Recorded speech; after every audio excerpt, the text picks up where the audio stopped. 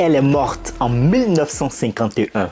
Pourtant, aujourd'hui encore, une partie d'elle est vivante. Pas symboliquement, pas dans les mémoires, biologiquement. Des milliards de cellules issues de son corps continuent de se diviser encore et encore dans les laboratoires du monde entier. Ces cellules ont servi à créer des vaccins, à étudier le cancer, le VIH, la génétique moderne.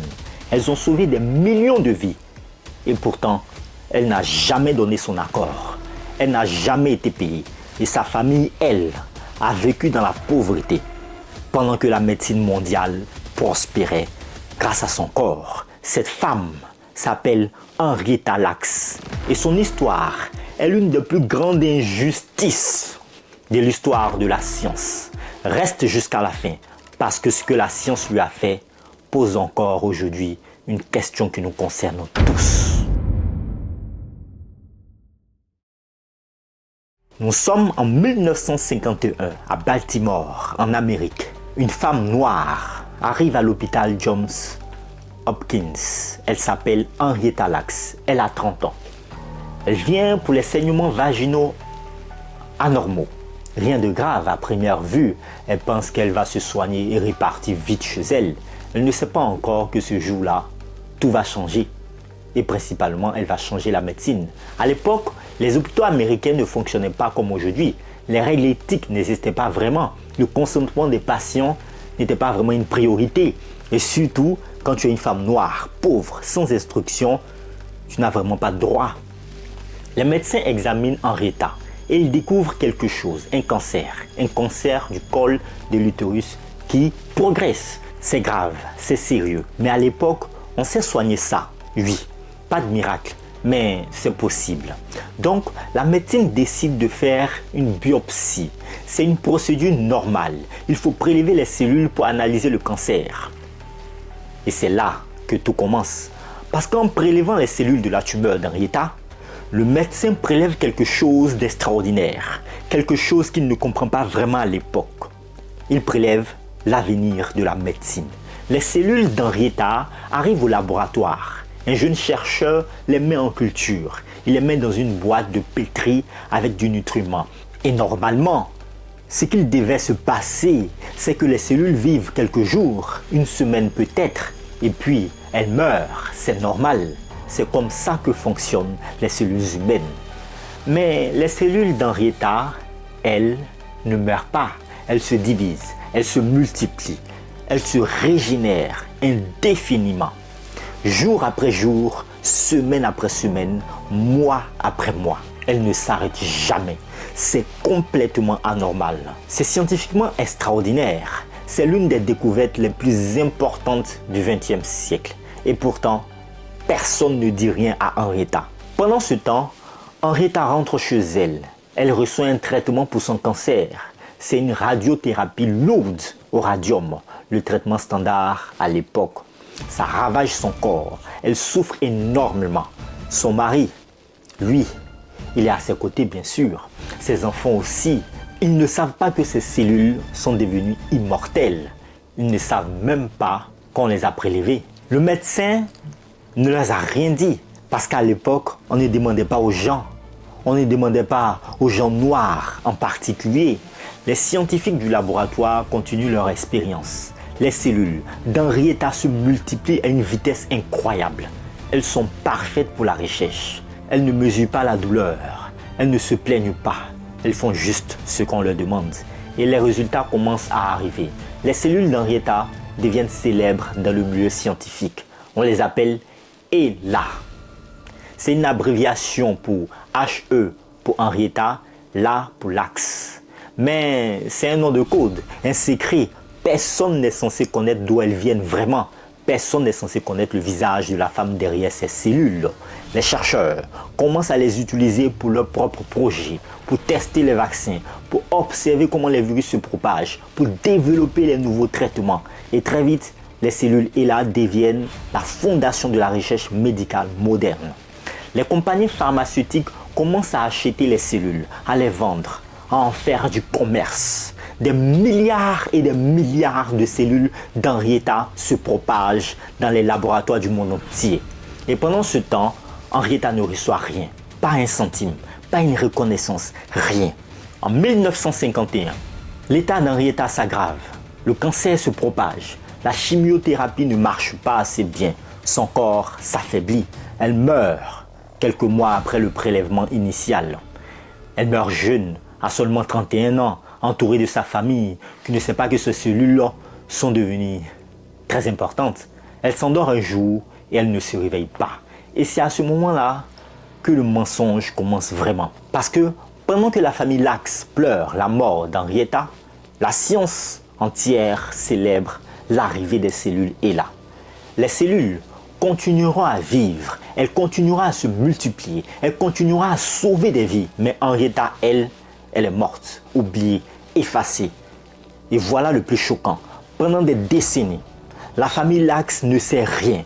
Pendant des décennies, Henrietta est juste HeLa pour la science. Un code, un numéro, une anonyme. Pendant des décennies, personne ne demande l'avis de sa famille. Personne ne leur demande si c'est OK de continuer à utiliser les cellules d'Henrietta. Personne ne leur propose de partager les profits. Parce qu'à l'époque, quand tu es noir et pauvre en plus, tu n'as pas de droit. Et c'est ça que la science a oublié. Les cellules HeLa arrivent dans les laboratoires du monde entier. Et très vite, les scientifiques réalisent qu'ils ont entre les mains quelque chose d'exceptionnel. Parce que les cellules HeLa ne sont pas juste des cellules ordinaires qui se reproduisent. C'est bien plus que ça. Ces cellules font des choses que les autres cellules ne peuvent pas faire. En 1952, un virologue américain nommé Jonas Salk commence un projet ambitieux. Il veut créer un vaccin contre la polio. La polio tue des enfants. Oui, elle les paralyse. Elle est l'une des maladies les plus terrifiantes du XXe siècle. Même pour développer un vaccin, il a besoin de cellules. Il a besoin d'un endroit où cultiver le virus de la polio pour comprendre comment il fonctionne. Et puis, il apprend l'existence des cellules HeLa. Il les obtient. Il cultive le virus de la polio dans ses cellules. Et il observe, il analyse, il teste. Et finalement, il crée le vaccin. Le vaccin qui a sauvé des millions d'enfants, des millions. Le vaccin qui a éradiqué presque complètement la polio du monde. Et tout ça, c'est grâce aux cellules d'Henrietta Lacks. Henrietta n'a jamais reçu de reconnaissance. Jonas Salks est devenu un héros, une légende, quelqu'un qu'on étudie à l'école. Mais Henrietta, elle est morte, oubliée, anonyme. Les années 1950 et 1960 arrivent et les scientifiques commencent à faire d'autres découvertes avec les cellules HeLa. Ils découvrent comment les chromosomes fonctionnent. Ils découvrent comment les gènes se transmettent. Ils découvrent les bases de la génétique moderne. Tout ça avec les cellules d'Henrietta. En 1956, un scientifique nommé Jo-In Tijo regarde les cellules HeLa au microscope et il fait une découverte extraordinaire. Les cellules humaines contiennent 46 chromosomes, pas 48, comme on le pensait pendant des décennies. Cette découverte change tout. Elle change notre compréhension du corps humain. Elle ouvre la porte à la génétique moderne qu'on connaît aujourd'hui. Et ça change tout. Ça change notre capacité de diagnostiquer, de traiter les maladies génétiques. Tout ça grâce aux cellules d'Henrietta. Les chercheurs commencent à utiliser les cellules HeLa pour comprendre comment les virus se comportent. Ils infectent les cellules avec les virus de la rougeole et ils les infectent avec les oreillons, ils les infectent avec le VIH, ils observent, ils prennent note, ils comprennent. Et à partir de ces observations, ils développent des traitements, des vaccins, des thérapies. Le vaccin contre la rougeole, développé avec les cellules de HeLa. Le vaccin contre les oreillons, même chose. Les recherches sur le VIH et le sida, largement basées sur les cellules HeLa. Des milliers de thérapies, des millions de vies sauvées. Et pendant ce temps, la famille Lacks vit pauvrement, sans argent, sans reconnaissance. Les compagnies pharmaceutiques commencent à utiliser les cellules HeLa pour tester de nouveaux médicaments avant de les donner aux humains. C'est révolutionnaire. Parce qu'avant, les médicaments étaient testés directement sur les gens. C'était dangereux. Les gens mouraient. Mais avec les cellules HeLa, on peut tester les médicaments en sécurité. On peut voir comment ils réagissent. On peut évaluer les effets secondaires. Et ça Ça sauve des vies, littéralement, parce que les médicaments qui passent les tests sur les cellules HeLa sont plus sûrs. Ils causent moins de dégâts. Des millions de gens prennent des médicaments aujourd'hui qui ont été testés avec les cellules ou sur les cellules d'Henrietta Lacks. Les cellules HeLa deviennent aussi un outil crucial pour développer les traitements de cancer. Les chercheurs les utilisent pour tester la chimiothérapie, pour comprendre comment le cancer fonctionne, pour développer de nouvelles stratégies pour combattre la maladie. C'est ironique, n'est-ce pas? Les cellules qui ont tué Henrietta, les cellules de son propre cancer, sont devenues l'outil le plus important pour soigner les autres cancers. Henrietta a souffert. Elle a enduré une chimiothérapie horrible. Elle est morte. Mais ces cellules ont sauvé des millions d'autres gens de la même maladie qu'elle.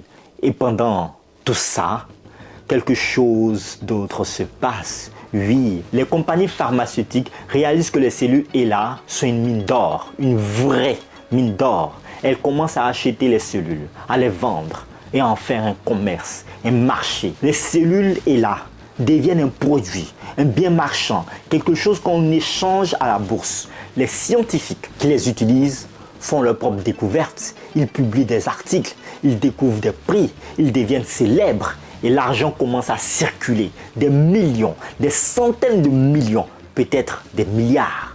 Tout cet argent, il vient de quelque part. Il vient des cellules d'Henrietta Lacks. Mais Henrietta ne voit même pas un centime. Sa famille non plus. En 1966, un scientifique nommé George Otto Gay, qui a travaillé avec les cellules HeLa, meurt. Et dans sa nécrologie, on l'appelle un pionnier de la recherche médicale. D'autres scientifiques reçoivent des prix prestigieux, des récompenses, de la reconnaissance publique. Des découvertes majeures, parfois récompensées, ont utilisé les cellules HeLa parmi tant d'autres. Henrietta, elle est une pierre tombale, rien de plus. Son nom n'est écrit nulle part dans les articles scientifiques. Son histoire n'est racontée nulle part. Son rôle dans la révolution médicale est complètement invisible. Elle n'existe que comme HeLa, un code, un secret. Les chiffres sont dingues, franchement. Plus de 60 000 articles scientifiques, s'il vous plaît, ont été publiés en utilisant les cellules HeLa. Des centaines de médicaments actuellement sur le marché ont été développés ou testés avec les cellules HeLa. Des millions de gens doivent leur vie à ces cellules. Et ces chiffres, ils continuent à augmenter chaque jour, chaque semaine, chaque mois. En 2010, quand le livre sur Henrietta Lacks est devenu populaire, les cellules HeLa étaient déjà utilisées depuis 60 ans. 60 ans de silence, 60 ans d'ignorance, 60 ans d'exploitation. Et voilà le paradoxe absurde. Henrietta Lacks est probablement l'une des femmes les plus importantes de l'histoire de la science, de l'histoire de la médecine. Sans ces cellules, la science aurait progressé bien sûr, mais beaucoup plus lentement. Les vaccins auraient pris des années à être développés. Les traitements du cancer seraient arrivés plus tard. Des millions de gens seraient morts à cause de cette lenteur. Henrietta, sans le savoir, sans le vouloir, sans jamais être rémunérée, a sauvé des millions de vies. C'est extraordinaire, c'est beau, c'est aussi complètement injuste. Parce que pendant que la science s'enrichissait, pendant que les scientifiques devenaient célèbres, pendant que les compagnies pharmaceutiques faisaient des milliards, la famille Lacks était pauvre, complètement pauvre, sans argent pour les soins médicaux, sans argent pour l'éducation, sans argent pour rien. Et elle ne savait même pas pourquoi.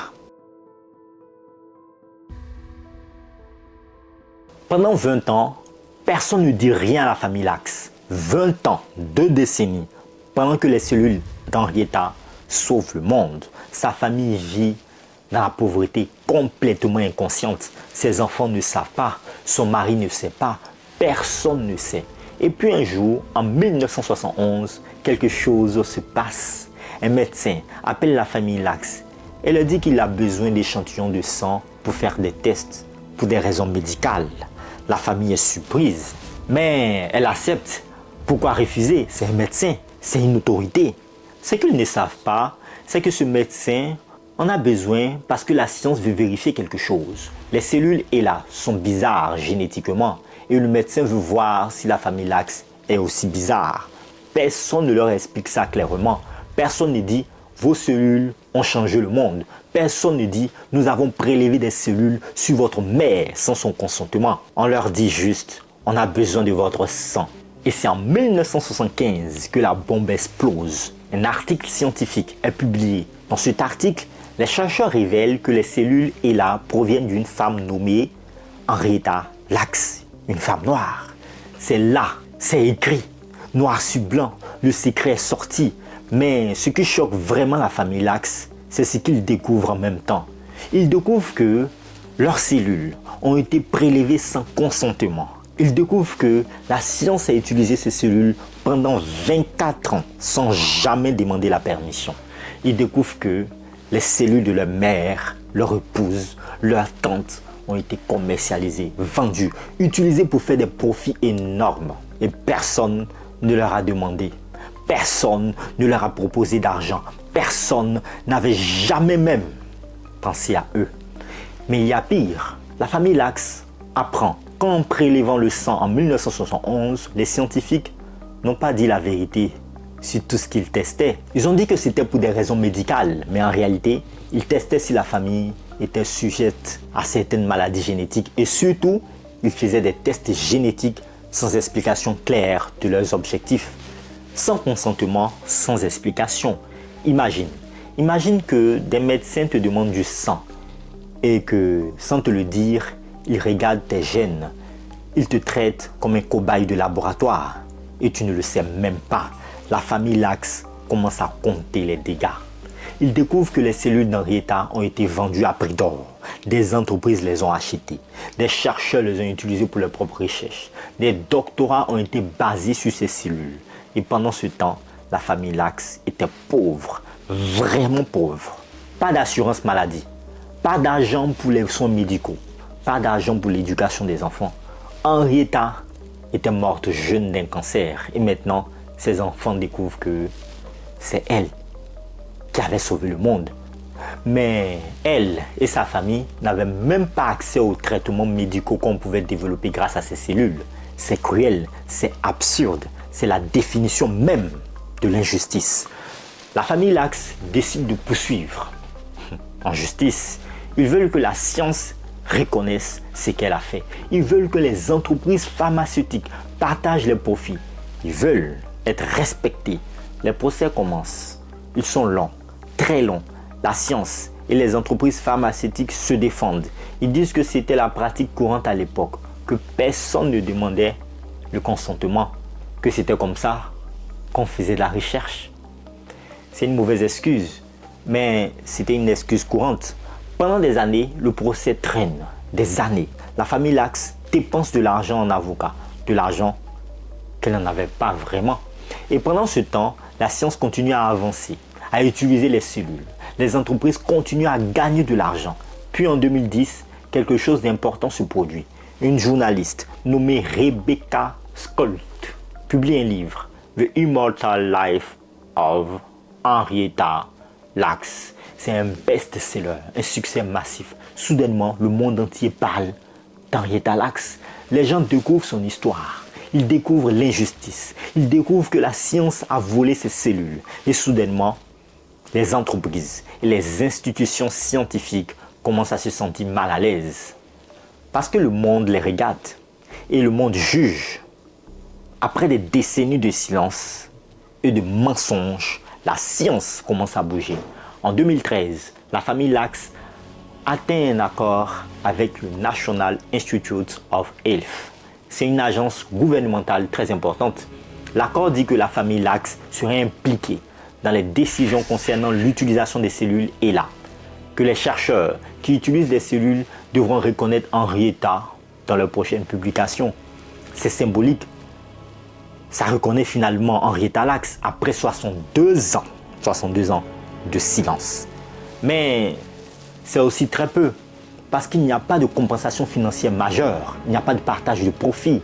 La famille de Lacks ne reçoit pas d'argent pour des milliards que la science et les entreprises ont gagné avec les cellules. Elle reçoit juste une reconnaissance, finalement.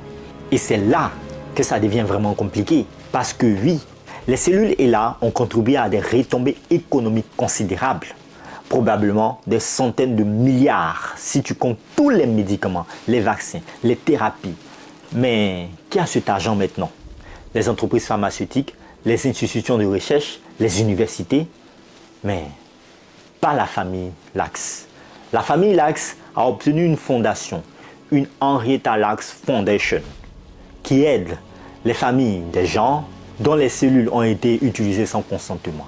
C'est bien, mais ce n'est pas assez, parce que la fondation n'a pas des milliards, elle a quelques millions, et elle doit aider toutes les autres familles aussi. Et le plus triste dans tout ça, c'est la vie des enfants d'Henrietta. Ils ont grandi sans savoir que leur mère avait sauvé le monde.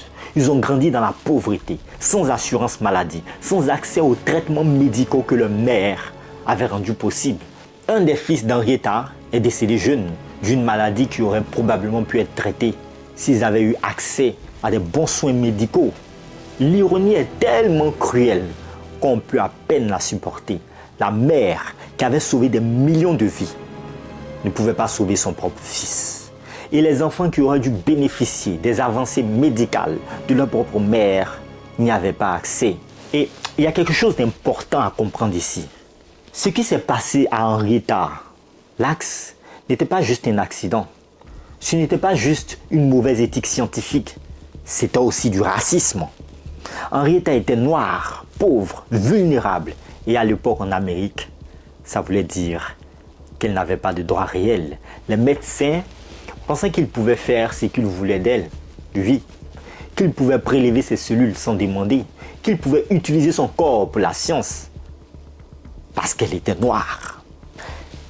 Et des années plus tard, quand la famille Lacks a essayé de poursuivre en justice, ils ont dû se battre contre un système entier qui était conçu pour les ignorer. Ce n'était pas une simple question d'éthique, c'était une question de justice raciale. Et voilà où on en est aujourd'hui. Henrietta Lacks est enfin reconnue. Son nom est écrit dans les articles scientifiques maintenant. Les chercheurs disent ELA, les cellules d'Henrietta Lacks. Mais elle est toujours morte. Ses cellules vivent toujours. Elle continue à sauver des vies chaque jour. Et sa famille, elle a enfin obtenu une petite reconnaissance. Mais pas de justice vraie.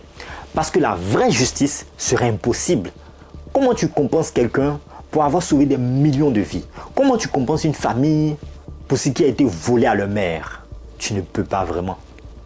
Tout ce que tu peux faire, c'est te souvenir et t'assurer que cela ne se reproduise plus jamais.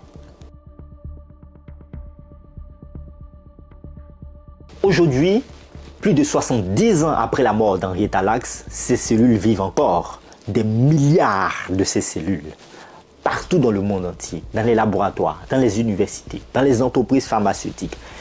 Elles continuent à se diviser, à se multiplier, à se régénérer, immortelles. Et pendant ce temps, Henrietta repose dans une tombe anonyme.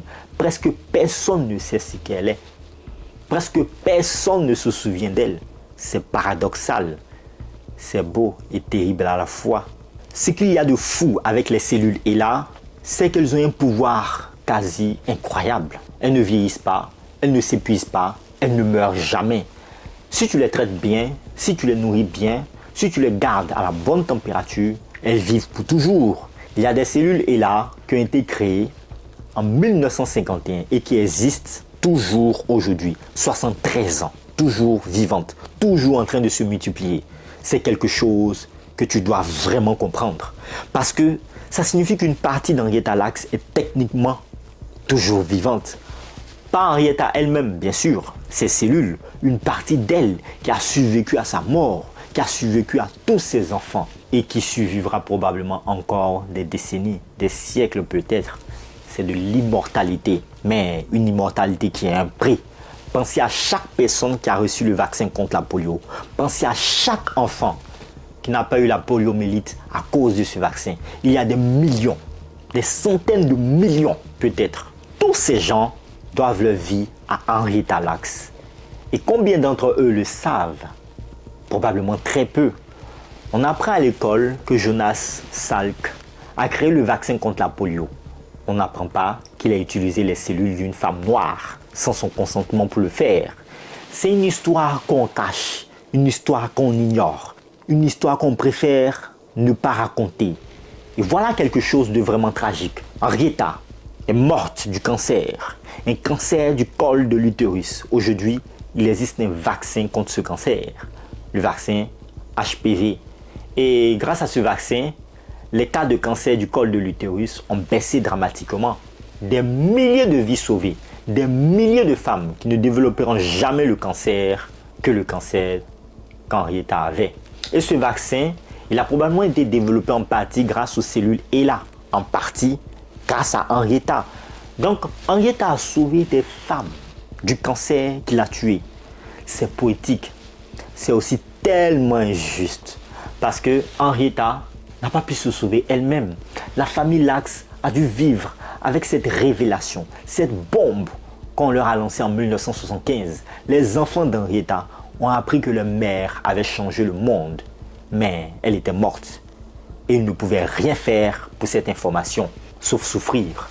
Souffrir de savoir que pendant que la science s'enrichissait, eux, ils étaient pauvres. Pendant que les laboratoires du monde entier utilisaient les cellules de leur mère, eux, ne pouvaient pas payer les soins médicaux.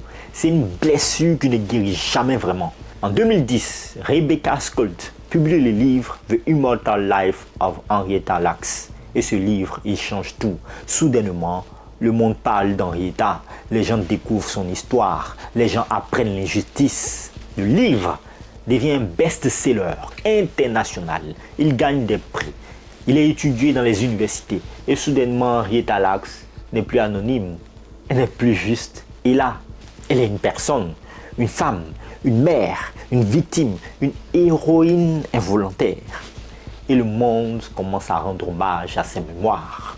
Après la publication du livre et la pression publique, les choses commencent à changer dans la science. En 2013, le National Institutes of Health arrive à un accord avec la famille Lacks, un accord qui reconnaît enfin Henrietta Lacks, puis lui rend justice. Maintenant, les chercheurs qui utilisent les cellules HeLa doivent citer Henrietta Lacks dans leurs publications. C'est symbolique, mais c'est important. Ça dit au monde, cette découverte n'est pas juste celle du chercheur, c'est aussi celle d'Henrietta Lacks. Et peu à peu, d'autres changements arrivent. Les hôpitaux commencent à prendre plus au sérieux le consentement des patients. Les universités commencent à enseigner l'éthique médicale de façon plus sérieuse. Les entreprises pharmaceutiques commencent à penser à l'équité. Ce n'est pas parfait, loin de là, mais c'est un début. Et ce début existe en partie grâce à Henrietta Lacks, grâce à son histoire, grâce à son sacrifice involontaire. Henrietta méritait d'être reconnue de son vivant. Elle méritait qu'on lui demande la permission avant de prélever ses cellules. Elle méritait d'être traitée avec dignité et respect. Elle méritait de connaître l'impact de ses cellules. Elle méritait d'être célèbre. Elle méritait une reconnaissance publique. Elle méritait de partager les profits que la science faisait avec ses cellules. Elle méritait d'avoir accès aux traitements médicaux que ces cellules avaient rendu possibles. Mais elle n'a eu aucune de ces choses. Elle n'a eu que de la souffrance et la mort et une reconnaissance qui a attendu 60 ans. Et voilà ce que l'histoire d'Henrietta Lacks nous enseigne. C'est une histoire sur le pouvoir. Sur qui a le pouvoir et qui n'en a pas. C'est une histoire sur comment une institution utilise les gens vulnérables pour leurs propres intérêts. C'est une histoire sur le racisme, sur comment le racisme permet ces injustices. C'est une histoire sur comment la science, si noble en théorie, peut être tellement cruelle en pratique. Parce que la science est faite par les humains. Et les humains sont capables de cruauté, d'indifférence, d'injustice. Aujourd'hui, en 2026, les choses ont changé, mais pas assez. Les règles du consentement éthique sont meilleures, mais elles ne sont pas parfaites. La reconnaissance des contributions des patients à la recherche médicale est meilleure, mais c'est encore souvent un afterthought, une pensée de dernière minute. Et les patients vulnérables sont toujours vulnérables. Les gens pauvres sont toujours exploitables. Les gens de couleur sont toujours discriminés dans le système médical. Henrietta Lacks a ouvert une porte. Mais il y a encore beaucoup de portes à ouvrir. Il y a encore d'autres Henrietta Lacks qui existent probablement en ce moment. Des gens dont les cellules ou les données sont utilisées sans consentement, sans reconnaissance, sans justice. Ce que nous pouvons faire pour Henrietta Lacks maintenant, c'est de se souvenir, de raconter son histoire, de la partager, de faire de sorte que personne n'oublie. Parce que si on oublie Henrietta Lacks, on oublie la leçon. Et l'histoire peut se répéter. Mais si on se souvient, si on raconte son histoire encore et encore, peut-être qu'on peut empêcher que cela se reproduise. Et ce qu'Henrietta Lacks a involontairement accompli, c'est qu'elle a créé un changement. Elle a changé la science. Elle a forcé le monde à poser des questions difficiles sur l'éthique, la justice, le respect. Elle n'a pas voulu ça. Elle n'a pas cherché ça. Mais c'est ce qu'elle a accompli. Et voilà l'ironie finale. Henrietta Lacks voulait juste vivre sa vie, être une mère, être une épouse, être une femme ordinaire. Mais le cancer l'en a empêché. Et la science a pris ce qui lui restait, ses cellules. Et maintenant, Henrietta Lacks est immortelle. Pas comme l'on l'aurait voulu, pas heureuse, pas reconnue, mais immortelle quand même. Ces cellules vivront probablement pour toujours. Elle continuera à sauver des vies. Elle continuera à contribuer à la science. Elle continuera à avancer la médecine. Henrietta elle-même est morte jeune, à 31 ans. Une vie courte, remplie de souffrances. Mais ces cellules, elles vivront à jamais. Elles ont plus de valeur aux yeux de la science que sa vie entière. C'est un commentaire sur notre monde, sur ce que nous valorisons, sur ce que nous oublions. Si vous voulez retenir une chose de cette histoire, c'est celle-ci. Henrietta Lacks était humaine, une vraie personne, avec une vie, avec des rêves, avec une famille. Pas juste un code, pas juste H-E-L-A. Et là, pas des cellules à exploiter. Une femme qui a involontairement sauvé le monde et qui méritait mieux, bien mieux que ce qu'elle a reçu. Et tant qu'on se souvient d'elle, tant qu'on raconte son histoire, elle n'est pas vraiment oubliée. Elle vit dans nos esprits, dans nos histoires, dans les changements qu'elle a inspirés. C'est l'immortalité qu'elle méritait. J'espère que vous avez aimé cette vidéo. Si vous voulez découvrir une autre injustice dans le domaine de la science, n'hésitez pas à aller regarder la vidéo de Lise Metzer et aussi de Ignace. Vous trouverez ces vidéos-là dans la playlist Injustice. N'hésitez pas à vous abonner, à partager cette vidéo. Portez-vous bien, faites le plein de savoir chez vous. N'arrêtez jamais d'apprendre. C'est ce qui vous fait grandir. Au revoir.